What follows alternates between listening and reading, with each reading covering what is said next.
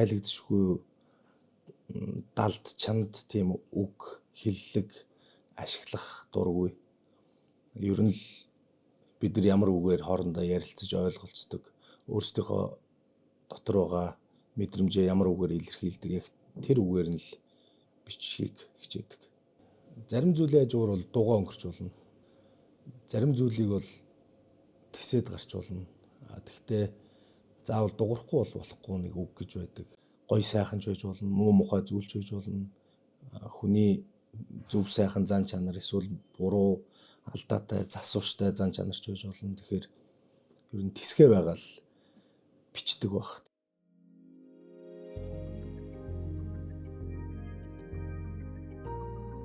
Маш жижигхэн зүйлс энэ амьдралыг зохицлоож, маш жижигхэн зүйл итгэл найдварыг бөхөөх юм. Толгоогоо гариг ертөнцтэй зүүрлэх авч, үнэндээ бол том мөрөөдөж, жижигхэн амьдарцгаана.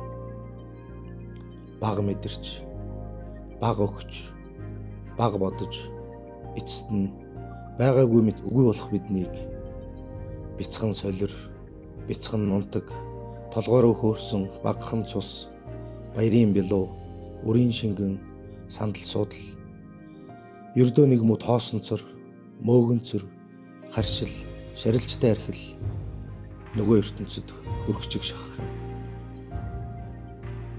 Өөрийгөө таньж үннээ хүлээх, өчүүхэн гунигаа хуваалцсан хамт согтох, хэнийх нь нулимс эхэлж урсах, хэнийх нь цаг эхэлж зогсох, хэнийх нь хитвч эхэлж хоосрох, хэнийх нь зовлон эхэлж дүүрэх, хэнийх нь ихнэр төрүүлж галзуурах, хүүхдэн сурлагатай олон хилтэй эсгэл хүч тэнхийг нь сэлбдэг гэж бодцгоо. Үгүй дээ. Өчүүхэн зүйлс биднийг сэрээж, биднийг чөлөөлж, биднийг мартуулж, үрж зарж бонхоо багахан хэсгээр л үртэс шахруугаарч бид амьд үлдэж чадна. Найдах хүнгүй, хийх юмгүй, хин ч биш болохоос айцгаана. Яг үнэндээ л найдах хүнгүй болох хэрэгтэй. Хийх юмгүй болох хэрэгтэй. Хин ч биш болох хэрэгтэй. Надад ч бас та нараас дээрдэх юм алга. Маргаашийг өөрчлөх, тис жүлдэх маш жижигхэн хүсэл, маш бага хугацаа л байна.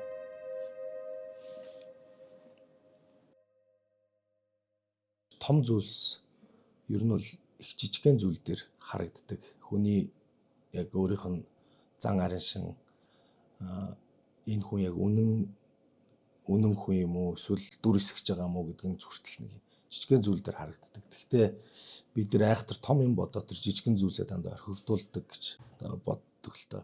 Бизнес гэдэг чинь бас одоо нэг төрлийн тулаан, нэг төрлийн тэмцэл. Тэр тэмцэлд яаж асах вэ гэхээр энэ номын хөдөл санаагаар бизнес хийгээд ялалт байгуулсан маш их жишээ, маш өндөр амжилтанд хүрсэн жишээ маш их олон байдаг учраас судалдаг юм байна л да.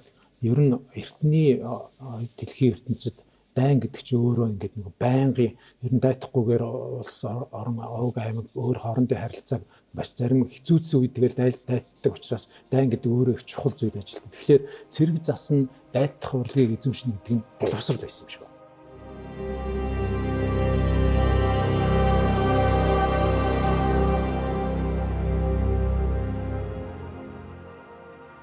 Одоос 2500 жилийн өмнө Эртний хятадд нэгэн гайхамшигтай ном бичигдэжээ. Тэр ном бол уг нь цэрэг дайны стратегийн тухай ном. Гэхдээ маш яруу уран хэлээр бичигдсэн. Яруу найргийн философи маш олон сэтгэлгээний үн цэнийг агуулсан тийм ном байна. Энэ бол үнэхээр алдартай ном учраас та бүхэн баг ямар номын тухай ярих гэж гадарсан баг. Алгасаж болохгүй номын тухай яриа маань өнөөдөр Сүнзийн Дайтах ухаан гэдэг номын тухай ярихаар бэлдсэн байгаа. За зочин энэ гайхалтай утга гүнзгий энэ содрыг монгол хэлний орчуулсан.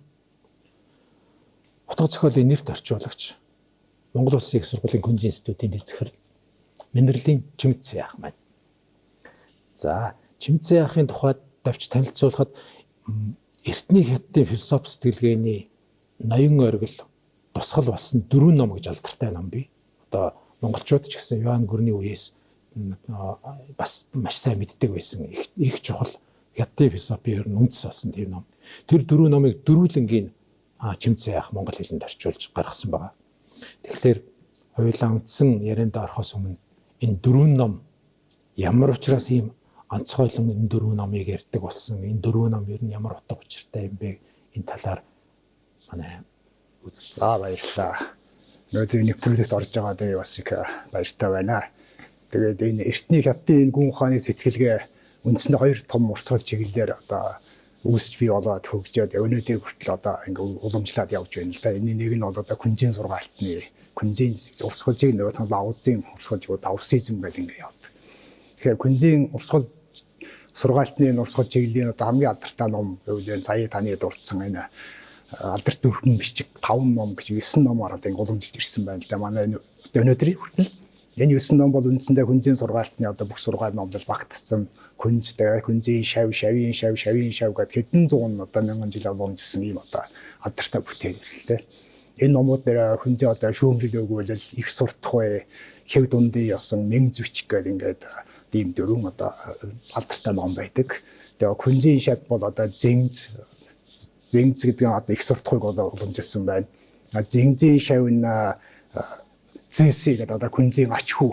Одоо энэ хэв дундын ёсны уламжлаад күнзийн ач хүүгийн шав мэнз одоо мэнз үчи уламжлаад ингээд шавийн шав хүртэл ингээд явсан ийм алдартай ийм номууд байдаг. Тэгээ энэ номууд бол дэлхийд дахинд их алдарсан олон хэлээр дэлхийн түгээмэл бүх хэлээр орчуулагдсан ийм алдартай номууд л да. Манай Монголд бол төдийлөн бас яг иж бүрнээр орчуулагдаагүй. Яг эртнээс орчуулж байсан боловч хэсэг бусгаар ингээд энэ ном бичгийн дотор ороод юмны бүлэгөө ороод ингээд яваад ирсэн байдаг. Энэ номыг харин би одоо өнгөрсөн 2000 оноос эхлээд бараг 2019 он хүртэл одоо бараг 18-9 жилээ дундуур нь ганц нэг номууд хийгээд ингээд 18-9 жил зарж энэ номыг орчуулсан ийм учиртай. Эртний хятадын гүн ухааны сэтгэлгээг ойлгоё, мэдээ бас тэгээд өнөөдрийн хятад хүний одоо энэ сэтгэлгээний хэв маяг, амьдралын хэв маяг өнөөдрийн хятадын одоо уламжлал соёлын одоо уг үндсийг ойлгох гэх юм бол бид нар зайлшгүй заавал одоо энэ 4 номыг заавал өсөх шаардлагатай болдог. Ягаад гэвэл өнөөдрийн хятад хүний амьдралын одоо өдөр тутмын амьдралын хэв маяг бол бүгд энэ күнзийн сургаал дээр суурилсан, күнзийн соёл дээр суурилсан ийм зүйл байдаг. Тэгээ энийг бид нар сайн ойлгох юм бол хятад хүнтэй харилцахад одоо илүү амар төхөн болно гэж бас одоо нэлээд бүдүүчж ярихад юм байж болох юм да. Эртний бусад үндэстнүүдийг ингээд нэг тийм яриа байдаг шүү дээ. Одоо эртний Египт бол өнөөдрийн Египт биш ээ. Эртний Месопотам бол өнөөдрийн Ирак тэр биш ээ. Гэхдээ эртний хятад бол ер нь баг өнөөдрийн хятад баг тэр чигээр юм биш үү гэдэг нэг тийм яриа байдаг шүү дээ. Тэр бол баг күнзийн юутай холбоотой. Эртний одоо их 4 том соёл иргэншил гэж одоо эртний Египтийн соёл, энтгийн соёл иргэншлэх хэмтээ. Тэд нар бол өнөөдөртөө биш болж маш их хувирсан байна.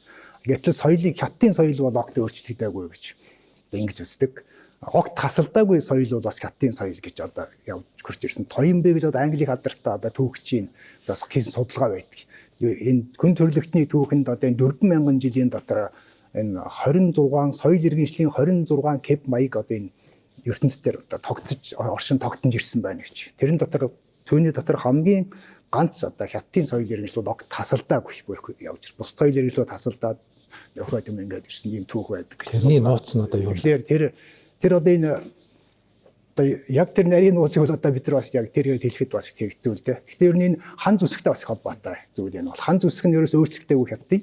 Эртний хан зүсг бас одоо 3 том бичиг үсэг одоо шааддаг бичиг гэх мэтлэн 3 том бичиг үсэг одоо хүн төрөлхтний түүхэнд бий болсон.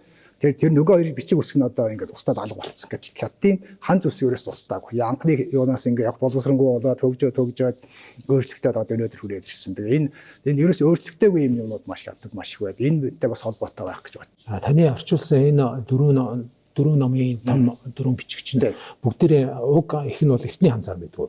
Тийм эртний хятад гэл. Эртний хятад гэл гэж байна. Тэгээд энийг нөгөө хятадын эрдэмтэд одоо орчин цагийн хятад гэл рүү маш олон янзаар хөрвүүлж байна. Хятадын маш олон эрдэнэт судлаачид энийг тусгайлан судалдаг маш олон судлаачид байна. Тэр хүмүүс энийг маш олон талаас нь ингээд тайлбарлаж байна л да.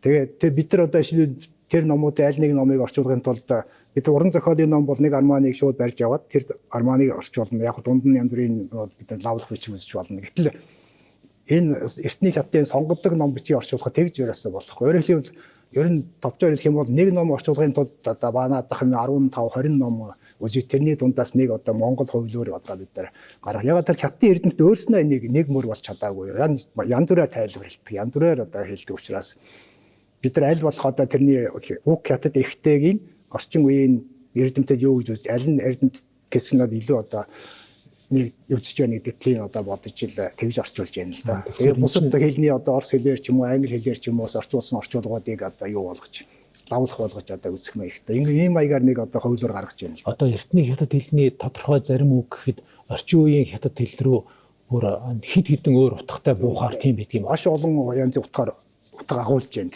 Тэгээ эртний нэг хятад хан зүсэг орчин цагийн 4 5 хан зүсэгтэй юм уу 4 5 үхтэй одоо утга илэрхийлэх маягтай тийм маш их байна. Тийм учраас эрдэмтдийн санал бодол бол ерөөс нэг мөр болж чадаагүй гэж хэлж болно.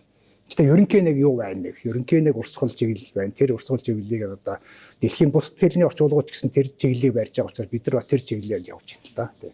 Та тэгэхээр ч одоо тэр олон хувилбаруудыг ерөнхийдөө одоо жишээлбэл сүнс рүүгээ яваал хажимдаа яриагаа оруулъя. Тэгэхээр одоо сүнсийн дайтхой ухааныг орчуулахын тулд тэгэхээр эртний тэр олон хувилбаруудыг орчин үед хувиргасан олон хувилбар дундаас та өөрөө сонгож наад зах нь нэг 20 одоо 20 15 20 номыг одоо үзчихээж тэрний энэтэй холбоотой гарсан маш олон судалгааг одоо үзэж байж тэгээд энэний түүхүүд байна. Тэр түүхийг бас одоо үзэх юм байхтай боломжийн хэрээр тийм ээ. Тэгээд дундаас нь одоо нэг хувилбар гаргана. Тэр хувилбар маань хятад одоо нэг үндснийг их байна одоо. Тэр ихтэй таарах ёстой. Тэгэхээр одоо бол харьцангуй таардаг. Яг энийг баримтлах ёстой гэсэн хөтөлбөргүй нэг их. Хөтөлбөргүй нэг хятад их эртний нэг хувилбар байна. Техник их. Тэр ихтэй бидний орчуулга аль болох одоо ойрч дүүх ёстой гэж ийм л зарчим байна л да. За. За төвхтэй. Их төвхтэй эртний орчуулгын их төвхтэй. Маш их. Ер нь төвхтэй гэдэг нь уншихад мэдрэгдэж дээ. Гэхдээ ямар гоё уран ер нь нэг тийм хэлбэр нь хитигээр үргэлжсэн үг юм шиг хэлбэртэй боловч яг доторх юу нь бол яг яруу найрах шиг юм байна. Түр ингээд нэг юмнууд нь зөгтөл баг мөр зөрөд оруулчих юм бол ер нь шүлэг шиг харагдах үйц юм шиг санагдав. Тэр бас тийм байна. Хятадын гүн ухааны одоо цэргэлэн дайлхан ухааны сонгодог бүтээл мөн боловч бас нөгөө талаа уран зохиолын маш том дурсгалт бичиг гэдэг. Тэгэхээр энийг бас орчуулж байгаа хүмүүс янз бүрээр одоо орчуулсан орос хэлээр орчуулсан орчуулагчид байна жишээлбэл. Тэр хүмүүс зарим нь одоо яг цэргийн онлайн талын баримтлаад орчуулж байгаа юм байна. Гэтэл бидний орчуулж байгаа орчуулга бол аль болох тэр уран зохиолын дурсгалт бичиг гэдэг тал руу нь одоо энэ тэр талыг илүү барьж орчуулсан юм зүйл. Хоёрдугаар энэ хятадын уран ном бичдэг нэг олон арга ухаанууд байдаг. Тэрний нэг нь болохоор энэ альва одоо үйл явдал, альва хүн нэг одоо дуртахгүй, альва жишээ баримт дуртахгүй зөвхөн одоо хүүрнэн өгүүлэх аргаар одоо учир ёсыг хүүрнэн өгүүлэх аргаар бичдэг ийм арга. Энэ ном бол тийм аргаар бичигдсэн ном. Тийм учраас бид нар бас тэр учир ёсыг хүүрнэн өгүүлдэг тэр аргыг бас бид нар аль болох одоо баримтлахыг хичээж орчуулсан гэж хэлж болно. Эртний тэр хаадууд, эртний цэргийн жанжид энэ номоор суралцж байсан гэж бодохоор тэдний бас энэ үгэн дотроос юм утга олдог яруу сайхны сэтгэлгээ нь бас өндөр байж байгаа. Тэгээ ерөн дахин тэгээ энэ номыг сүнзийн дайтхуйн урлаг гэж орчуулдаг. Тэгээ урлаг бид нар болохоор ухаан гэж орчуулад байгаа. Тэгээ энэ тэр ханзанд болохоор бас олон утгатай. Урлаг гэсэн утгач байна, ухаан гэсэн утгач бас байгаа. Гэхдээ энэ номын агуулга бол урлаг талаас гэх нь мөн боловч ухаан уусаа шинжлэх ухаанч байж болно. Урлагч байж болно. Тэгэхээр аль алийн багтаас нь юм зүйл байна л дээ. Бид нар аль болох ухаан гэдэг талаас нь арга ухаан юм энэ бол одоо шинжлэх ухаан юм, арга ухаан юм гэдэг талаас нь. Одоо өнөөдөр бидэнд мэдэгдэж байгаа хүн төрөлхтний түүхэнд мэдэгдэж байгаа хамгийн анхны цэргэлэн дайтхуйн онлын ном гэж байна. Цэргэлэн дайтхан ухааны ном гэдэг утгаар нь одоо бид нар бас тэг талаас нь үздэг. Барууныхан хизээнээс эхэлж энэ ном содортой танилцсан. Энэ номыг одоо хамгийн анх бүр одоо 8 дугаар зууны үе гэж хэлж болно. Тэр үед хятадын тан улсын үе. Одоо хятадын хамгийн өндөр хөгжсөн хятадын эзэн төрнүүдийн дотор хамгийн өндөр хөгжсөн бол тан улсын үе байдаг. Та бас сайн мэднэ. Либай дүүфүү гэдэг алдартай яруу найргийн түүх бол одоо маш хятадын яруу найргийн түүх нь тан улсын үе хамгийн оргил үе. Одоо өнөөдөр хүртэл хятад улсын яруу найргийн хөгжлөө тан улсын хөгжилд хүрч чадаагүй гэж ингэж үздэг. Тэгээ тэр үед Японы нэг одоо санваартан хятад олон жил суусан Японы санваартан энэ номыг авч яваад Японд лаваачиж одоо тараасан ба түгээсэн баг. Тэгээ анх удаа хүн ер нь энэ ном тэгж одоо төгсөн гэж. Тэрнээс хойш ингээд 1680-аад онд одоо юу Франц хэлээр орчуулад 1770-ад оны үед англи хэлээр орчуулад бүр сүүлд нь 1910 онд жинхэнэ хятад эхнээс нь англи хэл рүү орчуулсан гэсэн ийм одоо юунууд байдаг. Тийм баримтууд байдаг. Тэгээд их олон хэлээр орчуулаад одоо дэлхийн энэ ном бол дэлхийн 30 гаруй хэлээр орчуулагдсан байна. Тэрний дотор бүр одоо дэлхийд түгээгүй энтхийн тэр тамил гэдэг хэлж гэдэг юм одоо тэр Танзанийн Свахил хэл гэж одоо бүр нийт түгээгүй хэл бай. Тийм хэлүүдээр хүртэл орчуулагдсан байдаг. Ийм сонин түүхтэй. Тэгээд энэ хятадын дайны тухай судруудыг байхад их сони юм харагдаад байдаг. Манайхан бас энэ талаар мэддэг байсан юм уу? Эсвэл манайхны эдгээр чинь бас хятадын түүх чинь нүүдэлчтэй байлдажсэн түүх нэлээд зохилж байгаа учраас нүүдэлчдийн цэрэг дайны юунаас их суралцж байсан юм уу? Ямар ч байсан жигтэйг танил юмнууд их харагдаад байдаг. Жишээлбэл одоо тэр гол хүчээр дайрах гиндүүлэх хүчээр хажуунаас нь орж ирэх гэдэг чинь ерөөсөн Чингис хааны үед бол ерөөсөн маш түгээмэл хэрэгэлдэг байсан цэргийн тактик. Байж болно тий одоо яг баримт байхгүй боловч мэдээж манай одоо энэ хаад ноёд энэ цэргийн одоо жанжингууд бас үзэл судалж байсан байхыг үгүйсэх аргагүй тийм тий. Тэгээд Чингис хааны дэргэд одоо маш сайн хятадтай хүмүүс байсан, олон хэлийн одоо хүмүүс байсан учраас энийг бол үзсэн харсан байж болно. Энэс гадна одоо нуус төвчөн дээр нөгөө нэг дайны өмнө Чингис хаан хэлдэг штеп. Нөгөөдөл нь хүчинд нэлээд тэнцвэргүй байсан чи. За тэгээд ер нь олноос олон гарч цөөнөөс цөөн гарч гарна гэж тий. Цөөн хүний хамгийн гол цэргийн ашигтай байрлалаа олоод тактикаа зөв хийчих юм бол стратеги зөв байх юм бол цөөн хүнтэй байх тусам давуу тал болно тий. Яг тэгвэл цөөн хүнээс цөөн гарч гарна. Олноос яг энэ санаа бол энэ энэ ном байна тийм гэж байна. Тэр нуус товчон тэр харган зорчил зорчих, ёрчих тийм тэр дараах шийдэм юм тэр цүүцийн тухай цүүцдэг. Тэр яг одоо нөгөө энэ номон дотор байдаг тэр цэргийн нэг стратегийн тактикийн юмуд бол энэ тэр одоо нууц төвчөг бичсэн хүн бол бас одоо төвхтүүд таардаг зүйлүүд байна. Тэр нууц төвчөг бичсэн хүн бол илүү уран зохиолын хүн болохоос цэргийн юм мэдлэг муутай хүн байсан юм шиг байна. Тэрнээс биш тэр одоо харган зорчих цүүц юу яах мах гэдэг тэр аргуудыг задлсан бол цэргийн нэлээд том стратегийн том нэг том юм шиг байна. Тэгээд тэрний мэдэхгүй учраас эсвэл хүн болгон тэр үед мэддэг байсан учраас зүгээр нэрлээд орхисон ч юм уу. Магадгүй энэ өрн дахинд цэргийн дайны онлын хамгийн анхны номыг тэр Германы одоо цэргийн онолч Карл Клаузевич гэдэг хүн одоо дайны тухай ном бичсэн юм байна. Германы алдартай хүн. Тэр ном бол одоо бас яг дайны онлыг бичсэн. Тэгэхдээ тэр ном болохоор одоо дайны тодорхой жишээ баримтуудыг маш их бичсэн юм ном байна. Бид нар үзээгүй тэр ном нь одоо би бол үзээгүй тэр номыг тэгж одоо хятадын хэвлэл бичдэг. Энэ ном болохоор тийм юу бичээ сая мэдээ ярьж байгаа гэсэн тэр одоо учир ёсыг өгүүлдэг. Хоёрт нь Сүнзийн дайд ухаан бол тэр Германы онолчийн номоос 2000 жилийн өмнө одоо гарсан ийм учиртай. Тэгэхээр одоо тийм ч одоогор бол яг энэ номоос урагшаа дахин гарсан тийм цэрэг дайны онолын ном одоогор бол бийж илрээгүй тийм түүх байна. Таны өмнө хүүгэнд байлуу тэр нөгөө Наполеон хүртэл одоо уншиж судлаад биширж ирсэн гэсэн. Энэ номыг Наполеон одоо үзчихсэн байгаа юм. Тэгээд их биширч одоо тэр ялангуяа тэр нэг энэ номд тэр нэг тийм хэсэг байгаа юм л да. Одоо хар үгээр хэлэх юм бол энэ дайн байлдааны үед бол цэргийн жанжин эзэн хааны зариг тушаалыг биелүүлэхгүй байж болно. Зөвхөн өөрийнхөө одоо итгэл үнэмшлээр өөрийнхөө үзэл онлоор байлдах ёстой. Хааны зарилыг одоо биелүүлэхгүй байж болно гэдэг. Тэр яг тэр хэсгийг зүйлийг бол Наполеон маш их одоо чухал үздэг байсан. Тэгээ бас нэг түүх байдаг юм. Та сон мэдгүй байна. 1905 оны нөгөө Орос Японы дайнд Япон ялаад тэгээд тэр дайнд энэ Сүнзийн дайд ухаан номоор маш их одоо номыг удирдлага болгож байлцсан тийм түүх байдаг юм билээ. Тэгээд дараа нь дайны дараа тэр Японы цэргийн нэг одоо өндөр тушаал эрэхтэн энэ номыг өөрөө одоо ингэж өөрийнхөө хөрөн гаргаад хувьдаад хүмүүст одоо тарааж байсан гэдэг ийм баримтууд байна. Орос Японы дайн чинь бол үнэхээр Япон ялна гэж хинч бодохооргүй юм дээр ялцсан дайн шүү дээ. Тэгэхээр тэр Сүнзийн дайд ухааны номыг тэр ухааныг тэр дайнд хэрэгэлсэн гэдэг тийм баримтуудыг одоо ном бичсэн байдаг. Одоо тэр бас ямар хэмжээгээр тус болсон байх л та тийм ээ.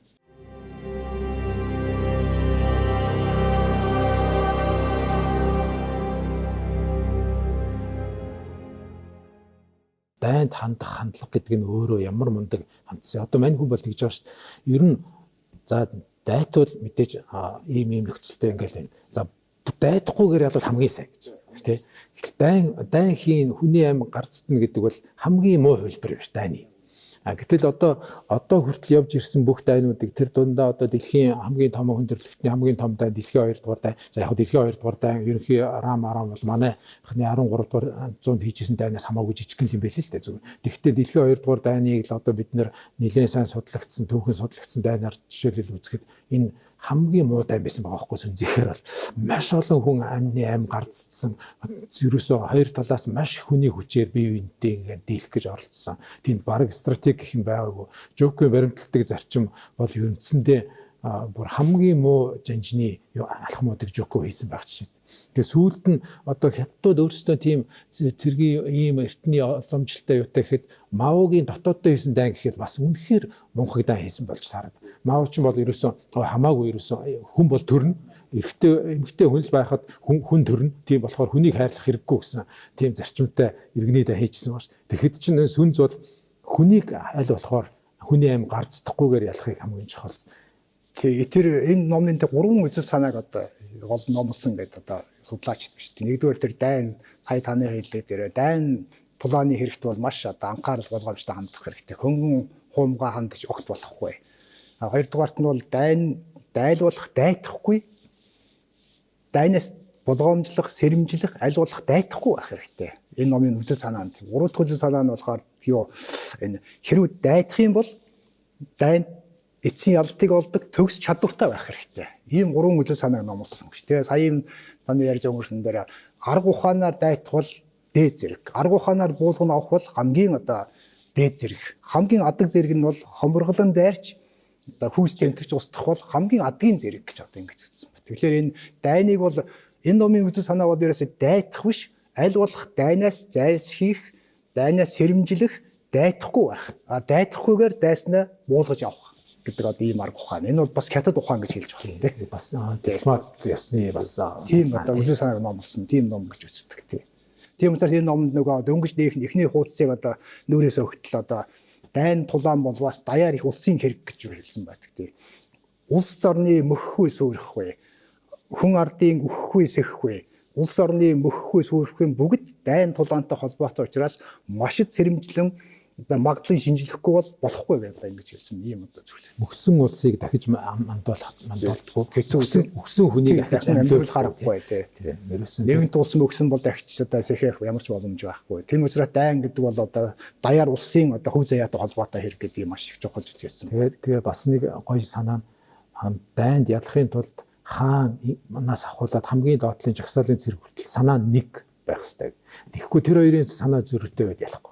Тэгээд одоо тэр чинь байр геополитикийн нөхцөл орон зай тухайн цагийн тохироо тий маш олон юмныг таацсан. Тэгээд тэр зэрэг жанжин юуны бүр сэтгэл зүй юм маш их олон өргөн. Энд чинь ерөөсөө нэг 18 бүлэгтэй 6000 ханзаас бүтсэн маш их жижигхэн одоо нэмэгдэн юм ном шүү дээ. Маш өргөн агуулгыг багтаагаад дайн тулааны маш олон хэрэг явдлыг бичээд тэгээд дайн одоо ялахын ухааныг номлосон. Хэрхэн ялах вэ? Тийм ээ та хэрвээ зайлшгүй дайцсан тохиолдолд хэрхэн ялах вэ гэдгийг одоо маш их номлосон. Билл Гейтсийн одоо ширээний ном гэж. Тэр хүн бол энэ номоор одоо бизнес хийдэг. Тэр Японы одоо нөгөө Panasonic корпорацийн эзэн Matsushita тиймэрхүү тоньёртой тийм том одоо бизнесийн одоо эцэг гэж нэрлэдэг. Тэр хүн бол энэ өөрийнхөө компанийн бүх ажилтнуудаар энэ номыг одоо судлуулсан байна. Судлуулж өөрөө шалгадаг байсан байна. Тэр мэтчд одоо тэгээ манай бид нар амжилт болохын одоо амин сүнс бол одоо энэ сүнзийн дайтах ухаан ном юм а гэж одоо ингэж хэлж байсан. Тэгээ одоо сүүлийн баримтууд их юм бол энэ одоо янз бүрийн байгууллага ялангуяа бизнесийн байгууллага бол энэ урт хугацааны дунд хугацааны одоо нөгөө хөтөлбөр төлөвөө хийхдээ энэ номын үзэл санааг одоо их баримталдаг гэсэн ийм баримтууд их байдаг. Тэгэхээр яг харахгүй одоо угаасаа нөгөө тийм юм байна. Бизнес гэдэг чинь бас одоо нэг төрлийн тулаан, нэг төрлийн тэмцэл. Тэр тэмцэлд яаж ялах вэ гэхээр энэ номын үзэл санаагаар бизнес хийгээд ялалт байгуулсан маш их жишээ, маш өндөр амжилтанд хүрсэн жишээ маш их олон байдаг учраас судалдаг юм байна л да.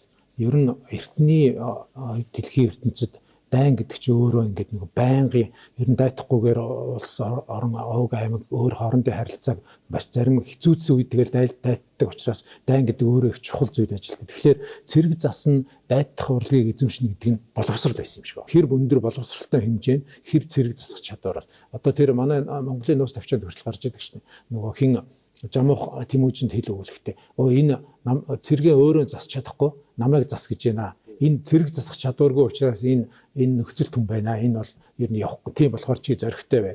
Тэгэхээр одоо зэрэг засна гэдэг нь тухайн хүний боловсролын хэмжээ байсан байх тухайн үед тийм. Тэгэхээр энэ боловсроогүй мэрэгшээгүй хүн учраас тий энд бол ер нь юугүй юм байна. Тэр шиг энэ тэр үнэхээр тэр зэрэг засахын ухаан боловсрол хоёр нэг зиндааны бараг магадгүй нэг нь нөгөөтэйгээ сүлэлцсэн зүйл байсны жишээ бол энэ тийм уран нарийн энэ чинь боловсралгүй хүн бол уншаад ойлгохооргүй юм байгаа байхгүй маш нарийн маш бүгдийг ингээд нарийн хийцэн тэгээд одоо зүгээр нэг энгийн жишээл хэлэхэд одоо туг хуурн тэгш цэгцтэй дайсантай бити тол хүрээж агсаал нь хүчрэхийг сүрлэг дайсантай бити дайт гэж байгаа тийм ингээл эн чинь ингээл юмны ингээл эмгцэх ирэмб бүх юмыг харддаг тэн чинь бүр ингээд нэг тийм боловсролын сааталт нь байх тэр юм харагдаад байна. Тийм байна. Энэ ном болохоор одоо хятадын эртний хятадын дээр хавар намрын үе гэж одоо үе байдаг. Энэ нийтийн он тооллын өмнөх 770-аас 460 гэд оны хамарсан энэ нөхөртөө үйл дээ. Энэ үед хятадын одоогийн хятадын нутгаар олон ханилэг жижиг улсууд ингээд зэрэгцэн оршдог. Өөр хоорондоо байнга байлддаг. Хүчтэй хүчгүйгээ одоо мөхөөдөг том багыгаа бидтэй одоо энэ бидний хэлээр бол ширэнгийн дүрм шиг тийм одоо амьдрал хууль гэдэг шиг ийм их хүчтэй одоо ноёрхож ирсэн үе байгаа юм л. Тэгэхээр энэ үед юу хэрэгтэй байсан бэхээр сод мэрэгэн ухаантны хэрэгтэй байсан. Суу бэлэгтэй жанжин сайд их чухал байсан байна. Бас цэргэглэх дайтхын одоо цэгцтэй онол сургаал их чухал байсан байна. Тэгэхээр тэр үеийн тэр шаардлагаар магадгүй одоо энэ ном ингэж төрж гарсан одоо байж болох ийм талтай юм л да. Тийм үед энэ Сүнз бол энэ номыг одоо бичиж гаргасан гэдэг ийм түүх байдаг тийм. Дайтаж эхэлсэн бол өтөр ялах нь хамгийн юм. Тэрнээс ингээд сунжраад удах юм бол дайн удах тусам ялах магадлал багасна. Тэгэл би гинт ингээд бодож илаа нөгөө Гитлер анх зөвлөлтрүүд аярахтаа цахилгаан дайны төлөвлөгөө гэл маш мундаг жилийн дотор хийчих төлөвлөгөөтэй яваал орсон. Төлөвлөгөө сүрээл тэгэл сунжирсаар гал сүлдээ ялагдсан. Путин ч баг нэг 3 хоногт Украиныг эзэлчин чиглөө тэгсэн чинь нөгөөх нь юуных нь 3 хоног баг. Ингээд бодглохлоор энэ сүмзийн харахад бол Гитлерч тэр Путинч тэр үнэхээр зэргийн стратегийн мэдлэг маш муутай хүмүүс олж таарах гэдэг. Магадгүй байдаг. Тийм тэр сая таны хэлгээд хурдын тухайд хурд гэдэг маш чухал. Хурд эрчим маш чухал юм байна тий. Тэгэхээр өнөөдрийн бизнесийн ертөнцийн бас яг энэ адилхан байгаа байхгүй. Улс орны хөгжил мөн адилхан. Хурд тэгээд юу хоёр маш чухал. Тий. Эрчим хоёр. Хурдтай байсан байвал амжилтанд хүрдэг. Тийм учраас хунжирсан дайн хийж огт болохгүй. Дайныг аль болох маш өтөр богино хугацаанд дайтаж ялт байгуулах хэрэгтэй гэдэг энэ ном маш их дурдсан байдаг тийм. Өнөөдөр чи улсаар ямар ч улс орны хөгжлийг бол хурдаар нь хэмждэг гэдэг. Хэр тэр хурдтай орн байна бол тийм. Хөгжлийн хурдаар нь хэмжээд байгаа. Энд бол тэр их одоо цэргийн онолд бол тэр өндөр уулан дээрээс гол ус эрчлэн буух адилхан одоо дайтах хэрэгтэй.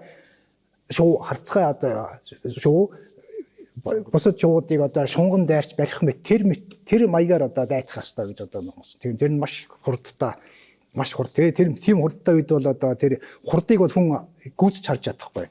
Тэр хурд бол одоо цагрэг гарих цаглан эргэлдэх мэт байх ёстой гэж тийм ээ. Эхлэж үгүй, төгсгөлж үгүй.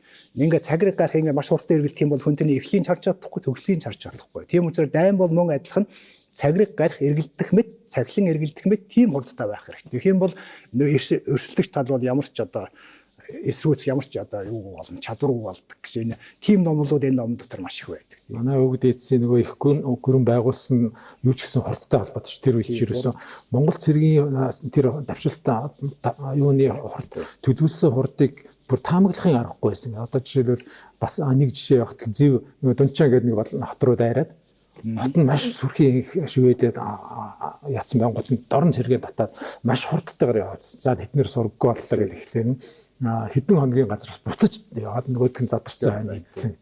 Тэгтэл ийм хурдан буцаад ирж амждаг яа гэд бүр ойлгохгүй байсан гэж тий. Тэгэхээр хурд гэдэг бол хурд тэг хувирал хоёрыг ингээд яасан байна. Хэр зэр хурдтай байна. Төдий чинээ хурдан хувирч чадна.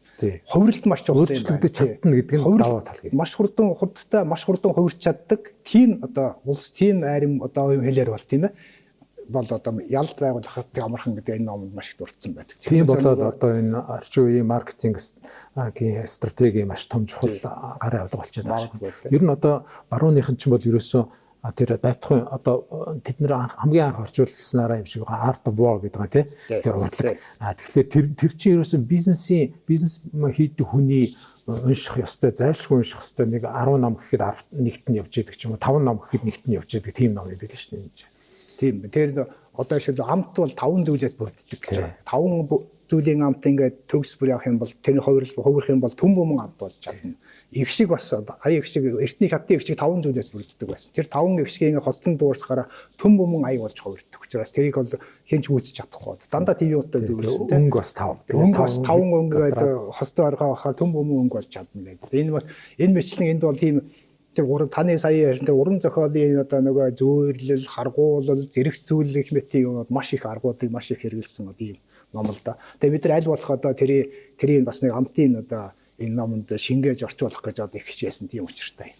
Тэгээд тэнд бас нэг сонирхолтой их хэрэгтэй юм шиг санагдсан. Одоо жишээлбэл маш их хохирол, маш их золиос шаардаж ялж байгаа бол тэр ялалт биш.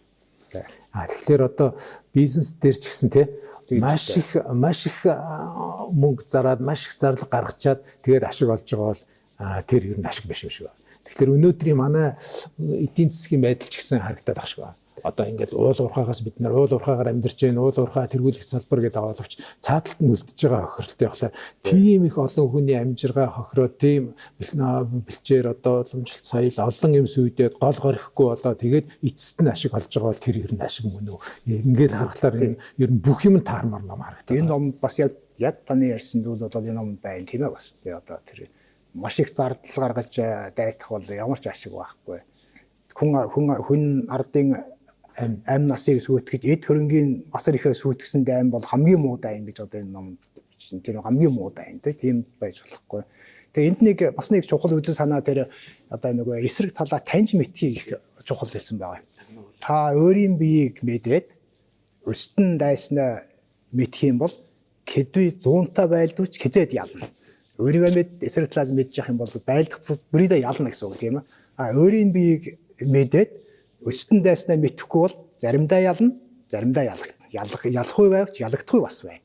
Өөрийн биеийг эс мэдээд өстөн дайснаа эс мэдэх юм бол та дайдах бүрийдээ ялагдана. Тэгэхээр энэ бол таньж мэд гэсэн одоо бизнест бол энэ бас чухал зарчим гэж үздэг юм билээ. Ягаад тэгэхээр одоо бизнес хийж байгаа хүн бол тэр бизнесийн орчноо танихгүй бол шууд одоо дампуурна. Тийм учраас та бизнесийн орчноо эхлээд тань. Ямар бизнес хийхээ сайн мэд тандаа өрсөлдөх одоо тэр бизнесийн өрсөлдөгчөө тань. Тэгжээж одоо бизнесийн үйл амжилт олно гэдэг. Энэ ном тэгээд одоо өнөөдөр бизнесийн орчинд их хүчтэй болсны үнэ нь тэгээ би спортын салбар байна бас. Биеийн тамир спортын салбарт энэ ном маш их ач холбогдолтой гэж. Тамирчин хүн ялалт байгуулахад энэ номын үзэл санаагаар одоо спортын түүхэнд салбарт одоо амжилт олсон баримтууд маш их байдаг юм. Спорт гэдэг чинь бас нэг төрлийн өрсөлдөөн тэмцэл юм байна да. Тийм учраас бүх юмд одоо хэрэглэх гэдэг гэж ингэж улс төрийн салбар, эдийн засгийн салбар, биеийн тамирын спортын салбар, урлагийн салбар бол бүгд одоо энэ номыг ингээд өөрийнхөө юугаар ингээд өөрийнхөө салбарт өөрийнхөө үзэл юунд тааруулаад ингэ хэрэгэлдэг юм жишээ байна. Бас нэг сонирхолтой онцлог санагдсан нэг санаа. Ялахгүй гэдэг бол дандаа дайсны алдаанд бий гэж. Тэгэхээр одоо алдаа гаргадаг хүн байхгүй. Хэрвээ алдааг нь хүлээж байгаа л анаад он чадах юм бол тэр ямагт ялна. Тэгэхээр энэ бол одоо хүний алдааг хараад энэ юмыг яаж яагаад ингэнэ гэхээр яг нэг бидний нөгөө нилээд шүүмжилдэг нилээ муугаар үздэг нэг хятад тухайн муу санаа гэдэг юмны магадгүй бидний нөгөө яриад ойлгоод байдаг нөгөө хятад санаа манаа гэдэг юм чинь өөр явж сүнзээс үндэслэлтэй тийм юу байж магадгүй юм шиг байна. Магадгүй ер нь хятадын энэ сонгодог ном зохиолууд дотор бол энэ ийм санаа маш их байна тийм ээ. Одоо тэр алдаан дээр ажиллах алдааныг ашиглах гэдэг. Энэ ийм юм байгаа. Алсхий одоо энэ ном дотор байгаа бас. Алсхий тойрог асхын шулуун болгох гэдэг. Тэгж орчуулсан юм тэр. Алсхийд ийм тойрог юмыг асхын шулуун болгох хэрэгтэй гэж. Альва юу аюул ослыг ашиг завшаан болгох хэрэгтэй гэж. Альва эрсдлийг одоо хэлээр боломж болгох хэрэгтэй гэж. Энэ ийм ухааныг энэ номонд маш их одоо номлосон. Одоо өөр танд аюултай байсан тэр нөхцөл байдлыг та өөртөө ашигтай болгож хүргэх хэрэгтэй. Тэгж ашигтай болгохын тулд юу хэрэгтэй гэхээр ухаан хэрэгтэй нөгөө хятад ухаан зарах хэрэгтэй болдог тийм ээ. Тийм бол энэ номонд одоо маш их байдаг. Тэгэхээр өнөөдрийн яг мөн адилхан. Өнөөдрийн зүгээр ингээд жишээ хятад улсын төрийн бодлогын одоо нэг чухал одоо зарчим ихүү одоо нэг бодлогын нэг зүйл бол тэр энэ дэлхийн ертөнцид бий болсон энэ аюултай эрсдэлтэй байдлыг амар тайван ашиг завшаан болгох хэрэгтэй гэж. Ер нь хятад бол одоо яг тэгж чадчихжээ. Хятад улсын төр засагт ашигтай болгож хувирах хэрэгтэй гэдэг. Гэдэг ийм бодлого явуулдаг. Өнөөдөр бол нэг тийм бодлого тунхагладаг. Тэр бодлого нь бол одоо энэ номтой их холбоотой. Энэ номд тэр бодлоготой холбоотой зүйл маш их байна тий. Ер нь одоо Украины дайны гэтэл одоо эндээс Орос хамгийн алдчихж байгаа юм шиг Хятад хамгийн хочиж байгаа юм шиг харагдаад байна. Тийм бодлого одоо явуулдаг. Ер нь ганц Хятад биш одоо ер нь дэлхийн том гүрнөө тийм бодлого явуулдаг юм. Америкч тийм бодлого явуулдаг юм байна л да. Одоо өөртөө одоо аюултай байгаа юмыг аль болох ашиг болгохыг хичээдэг. Гэхдээ энэ бодлого бол Хятадын бодлогод маш хүчтэй одоо илэрдэг гэж одоо ингэж хэлж байна. Тэгээ Хятадын ном зохиолд бол одоо өнөөдрийн Хятадын төрийн одоо бодлогын номд биш дотор энэ бодлого одоо байнга одоо дурдж байдаг. Биднэрт одоо эрсдлийг завшаан болгох хэрэгтэй гэж одоогийн хэлээр бол тэгж хэлж байна. Эрсдлийг завшаан болгох хэрэгтэй, хувирах хэрэгтэй гэдэг. Тэр бол эрсдлийг завшаан болгох тэр бодлого бол энэ номтой ямар нэг хэмжээр холбоотой зүйл. Ингээд одоо таны энэ яриануудыг сонсоход бол яхаарахгүй бизнесийн алтан ном гэдэг нь аргагүй юм шиг сонсох. Тий одоо энэ бизнесийн ер нь алтан ном гэж одоо нэрлэж байна хүмүүс те. Манай бизнесмэнүүд бас энийг одоо судалдаг юм билээ. Ер нь бас тэр бас их зөвлөдөө энэ номын үзэл санаагаар ятга энэ номын үзэл санаагаар одоо бизнес хийх юм бол Хятадын бизнесмэнтэй бас зохистой харилцах чадвартай болно те. Танаа тийм бодлого байдаг. Тийм тэр бодлогын таньс сая нэг өөрийн биеийг мэдээд өстөн дайснаа мэдгэдэг чинь одоо өсөн дайсан биш өрсөлдөгч гэдэг утгаар нь бид нар бол цаад өрсөлдөгчөө бас одоо сайн таних хэрэгтэй шүү дээ тийм үү тэгжээж одоо ер нь тэгээд одоо ерөөсөө энэ дайн гэдэг бол ув мэх гэж одоо энэ ном биш ув мэхийг л гаргах тэр ув мэх гэдэг нь нэг нөгөө талаар бас муу ухаан гэж хэлж байна нөгөө талаар бас зайлшгүй одоо байх ёстой зүйл бизнес ч гэсэн одоо ув мэх хэрэгжилж байж одоо амжилтанд хүрдэг одоо тийм зарчим байдаг тэгээд энэ сая та бидний ярьж өнгөрсөн энэ 3 их чухал ном дээр хүнзийн шүүмжил өгүүлэл нэг нь одоо Лаузын давдөөж юм та энэ номыг бас одоо англи хэлнээс монголоор орчуулсан байгаа шүү дээ. Давд гэж амьдрах уу гэдэг амьдрах уу гэдэг нэрээ тэ. Тэгээд энэ сүнзийн одоо дайтах ухаан. Тэгээд энэ күнзийн шүүмжил өгүүлэл ном бол хүн болохын ухааныг одоо номлосон ном. Сүнзийн дайтах ухаан бол хэрэг үйлийг хэрхэн бүтээхийг номлосон ном гэж. Хэрэг үйлийг хэрхэн бүтээх вэ гэдэг. Лаузын давдөөж ном бол хүний оюун ухааныг хэрхэн тэжээх вэ гэдэг одоо оюун ухааны тэжээлийг тэжээхүйг номлосон ном л гэж. Энэ 3 ном өөр хоорондоо органик холбоотой гэж ингэж үздэг. Бие биенээ нөхөж байдаг. Ийм одоо нөхдөг ийм эртний сонгодог ийм зохиолууд гэж одоо ингэж үздэг л дээ. Тийм учраас одоо бид бас одоо Хятад улсыг таньж мэдхийн тулд Хятад хүнийг танихын тулд саяын бидний нэр төрж өнгөрсөн 3 номыг аль болох одоо үсэх юм бол их тустай гэж одоо ингэж хэлэх байна да. Ер нь таны орчуулсан тэр бусад номнууд нь ч гэсэн одоо би тэр Минц бичгийн тухай ерөөсөө ойлголтгүй байсан. Ганцхан нөгөө Эренчингой нөгөө Мангадогийн эцсийн зүүдийн уртл дээр нэг үг байдаг шүү дээ. Хүнийг бялуугаар яасан алсан ямар ялгаатай гэдэг. Тэгсэн чинь тэр чинь Минцийн бичиг дотор байдаг. Тэгээ утга нь бол бүр илүү би таны тэр орчуулсан Минц бичгийг уншиж иж утга нь өө эн чинь ийм утгатай байсан бэ. Тэр хуулиар хүнийг зүгээр яахын явган эргэцүүлэл нь ямар мундаг тэр ч одоо ингээд яг ингээд харахаар хүний бас нэг амьдрал танд хандлага төрөлх чухал онцгой юм бэ. Тэгээд хэв дундын яс гэдэг энэ чи өмнө нь бид нар нөгөө яг Хятадаас нь яасан биш нэг дамжуулсан тайм уншижсэн болохоор яг ингээд үзэхлээр үнэхээр гоё юм байлээ. Тэгээд одоо ийм онцгой судруудыг уг нь күнзий чинь одоо баг мандуулсан хүмүүс ч монголчууд юм шиг сонсогдоод байдаг. Юан улсын төрөл күнзийн сургаалаар түшинлийн шалгалт авдаг болох юу гэх хэлсэн гэж өмнө нь тэр. Ер нь тийм бас тал бий баг те. Ер нь күнзий чинь нэг хэсэг баг олон улсын олон мянган жилийн түүхэн хоригдол нэг хэсэг мандуул нэг хэсэг нь дарж одоо Чинши хаан одоо Хятадын 6 гүрнийг нэгтгэсний дараа бол анхны Хятадын төр улсыг байгуулад күнзийн сургаалыг хоригдсан. Тэгээ күнзийн сургаалтны одоо бүх сургаалтныг амьдаар нь одоо булсан гэдэг тийм одоо баримт байдаг шүү дээ. Тэгэхээр нэг хэсэг нь одоо тэгээд дараа нөгөө хан гүрэн болоод ирэхээр дахиад дээш нь мандуулаад ингээд нэг муураад нэг мандаад ингээд явж. Сүнгийн үед ч гэсэн бүр дардсан байсны юан мандуулсан. Тэгээ юан нэг гүрэн дахиад дараагийн гүрэн дээр мандуулах юм уу? Нэг хаан дарахаа нөгөө хаан дараагийн хаан мандуулах мэтэр ингээд дандаа одоо тэгш бус дээш доош өксөж уруудаж ирсэн тийм түүх байдаг л да. Тэгсэн мөртөө ерөнхийдөө бол ер нь одоо күнзийн сургаал бол энэ Хятадын одоо гол одоо амьдрахын гол философи бол одоо хүнзийн сургаал. Өнөөдөр Хятад улсын явуулж байгаа төрийн бодлогын маш олон төрийн бодлого одоо дэлхийн тавцанд явуулж байгаа төрийн бодлого бол хүнзийн сургаал дээр суурилсан бодлого маш их байдаг. Тэр Хятадын удирдлагчид одоо тэр нотолдог бүр олон улсын одоо энэ төр дээрээс одоо гэтэл одоо тунхагладаг манай бодлого энэ бодлого бол одоо эцний Хятадын их сэтгэгчийн одоо үзэл сургаал дээр одоо суурилсан бодлого юм аа гэх мэтлэн тэ. Тэгээд тэр ёс суртахууны ёс суртахууны одоо алтан дүрмийг одоо хүнзийн номонд дандаа заасан байдаг. Өнөөдөр нэг хүний ёс суртахуун маш их чухал болж одоо хувирсан. Энэ яг энэ эрен үед тийм учраас тэр эргээд одоо хүнзийн сургаал руу их хүчтэй ханддаг болсон байна. Тэр 1988 онд Парист нэг энэ Нобелийн шагналтангуудын нэг чуулган болсон байгаа. Бүр их олон жилийн өмнө 88 он гэдэг чинь 30 тий. Тэгээд тэр Нобелийн шагналтангуудын тэр чуулганаас нэг одоо урайл гаргасан хүн төрлөختөнд хандаж хэрв та 21-р зуунд оршин тогтнохыг хүсэж байгаа бол 2000 гаруй жилийн тэртээ номлосон хүнзийн сургаалыг эргэн үзвээс цогтолтой гэж. Ягаад гэвэл тэнд ёс суртахууны номлосон юм аа гэж. Хүн төрлөختний ирээдүйн хөгжлийг бол ёс суртахуун маш чухал байна. Ёс суртахуунд оройтгоснаас болж одоо маш их одоо юу бүх муухай юм бол хүний ёс суртахуунд оройтсоос болж гарч байна гэдэг ийм зүйлүүд одоо байдаг. Тэгэхээр өнөөдөр бас энэ хүнзийн сургаал бол ер нь бас их үн цэн бол байнга одоо ингээд өсөж хүмүүс цоо шинээр үздэг болсон. Ялангуяа барууны ертөнцид бол барууны орнууд бол энэ хүнзийн сургаалыг бүр огт шинэ одоо өнцгөө шинэ байр суурьнаас одоо үзэж судалдаг тийм одоо байдал одоо бий болсон одоо сүүлийн жилүүд үед бол ийм байдалтай байна л да.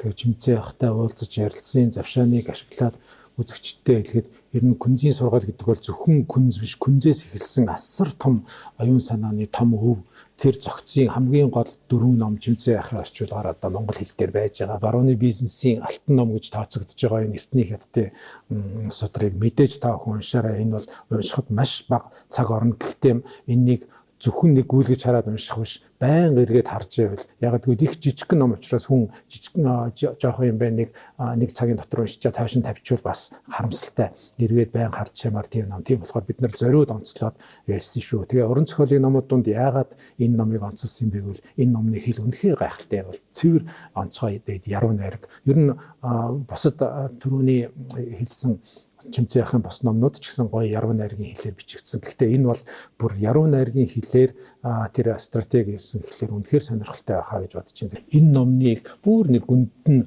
яаим утгатай юм шүү гэд таниулж синхруулсан гоё яриа өрнүүлсэн. Жимцээ ахтан баярлалаа. Тэгээд таны хойш тийч эрдэм номын үйлсэд амжилт хүсье. За баярлалаа. Намайг энэ ном эрдмийн сайхан нэвтрүүлэгтээ урьж оролцуулсанд би бас их баярлалаа.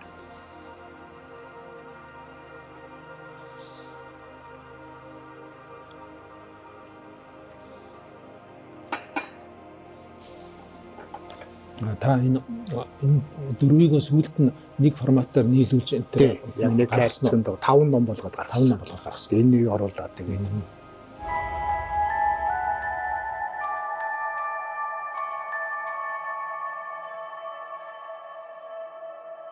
Сайн байцгаана уу? Өнөөдөр та бүхэнд англиас гаралтай New Water хамтлагийн Ceremony хэмээх дуу зориулах гэж байна. Энэ хүү дуу нь болохоор 1981 онд бичигдсэн Lonely Place сонгогдсон дуу байгаа. Joy Division хамтлагийн дуучин Young Curtis Амьд Худаа зохиосон хамгийн сүүлчийн дуу гэж хэрэгтэй энийг нэрлэж болно. За энэ хүү дуугаа хүлээн авсан сонсцгоё.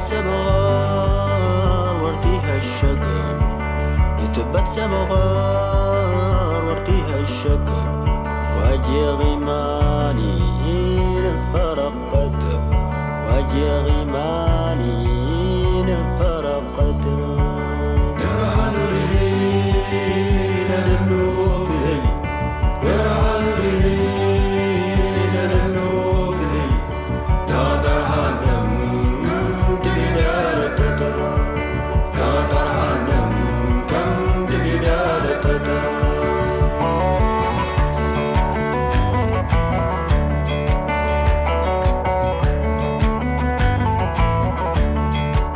صوت الطين هردر والندر صوت الطين